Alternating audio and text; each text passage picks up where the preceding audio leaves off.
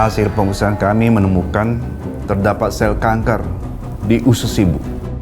Umur ibu tinggal 3 bulan lagi. Saat itu saya udah berpikir ini bakal jadi Natal terakhir kami sebagai keluarga. Kalau nggak diobatin saya mati begini, saya diem gitu ya.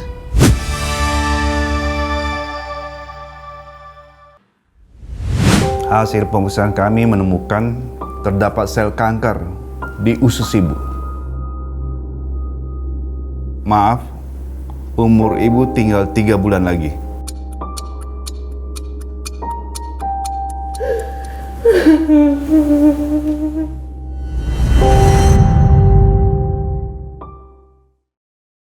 Ya jujur, kita seneng kebersamaan sih.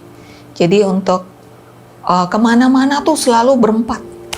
Ya kalau bagi saya yang penting keluarga sederhana tapi bahagia sih. Begitu saya terima hasil patologi saat itu dari dokter, ini namanya adenokarsinoma. Setahu saya pada saat itu ya, tumor kan beda sama kanker, tapi dijelasin tulisan karsinoma itu adalah kanker. Saya bilang, aduh gimana ya?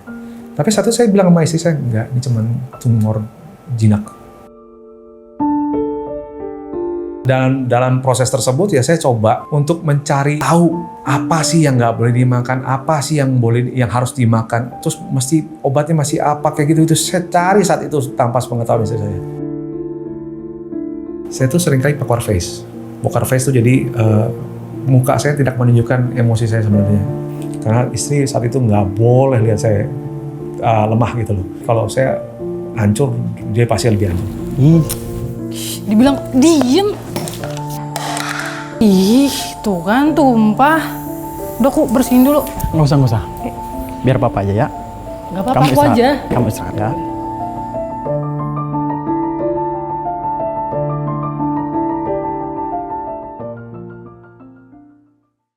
Ya saat itu saya terlintas di pikiran saya. Kami ada teman. Dia seorang dokter di Bandung. Dia cuma kasih saya kasih kayak tips lah.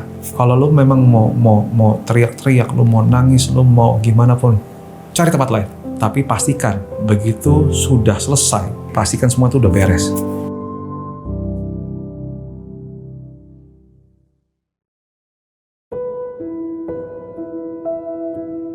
Nah akhirnya saya diajuin ke rumah sakit yang lebih besar.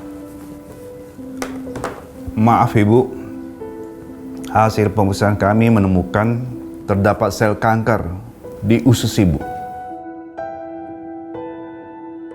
Kalau ini tidak segera ditangani, maaf, umur ibu tinggal 3 bulan lagi. Kalau nggak diobatin saya mati begini, saya diem gitu ya. Saya lihat suami saya langsung tertunduk.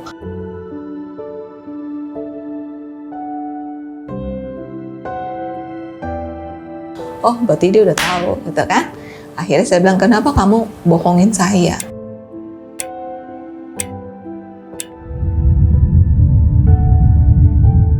Saya sama suami waktu itu ya seperti dunia runtuh gitu ya.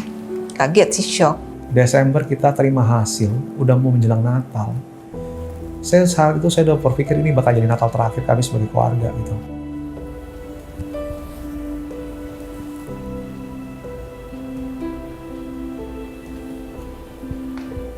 Kamu jangan fokus sama 3 bulan.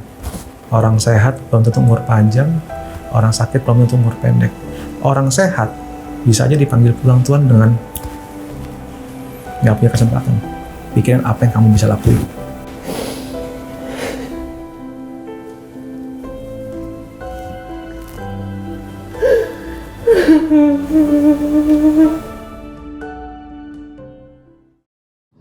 Saya dikasih mimpi sama Tuhan 3 hari berturut-turut. Jadi hari pertama mimpi saya adalah Tuhan kasih saya ayat. Saya bilang ke suami saya, oh saya tidak tahu umur saya berapa lama lagi, tapi yang saya tahu di sisa waktu hidup ini, saya ingin lakukan hal-hal yang positif.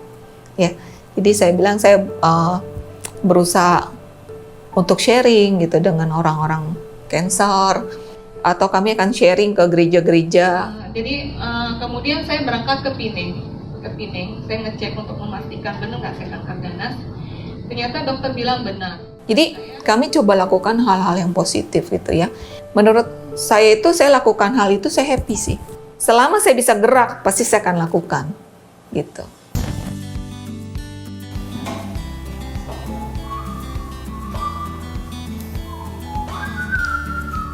Kami berusaha untuk tetap bersyukur, tetap untuk bersuka cita. Udahlah kayak nggak ada apa-apa lah, nggak usah dipikirin lah gitu.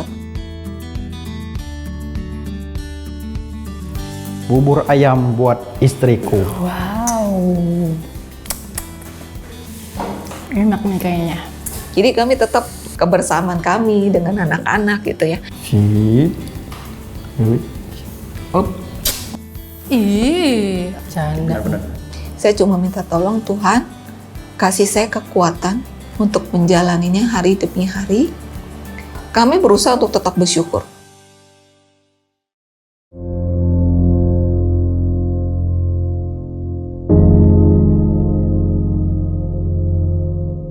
Saya tidak bisa bergerak di sofa 4 hari. Jadi saya harus seperti patung begini, nggak boleh bergerak. Dan itu semua keluar darah, keluar cairan semua ya. Jadi saya berasa kok kayak ada binatang, kok saya berasa daging saya putus.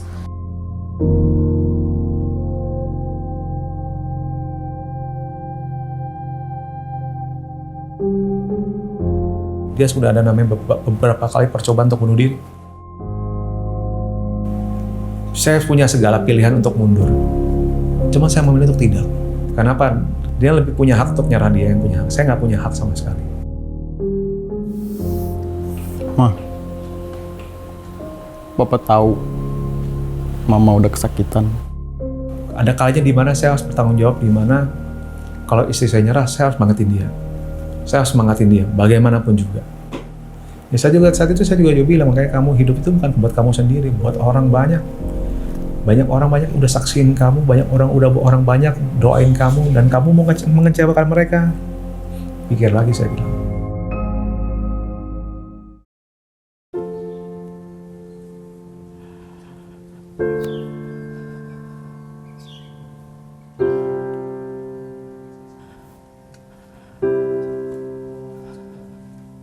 Proses yang saya lewatin itu sangat-sangat tidak mudah.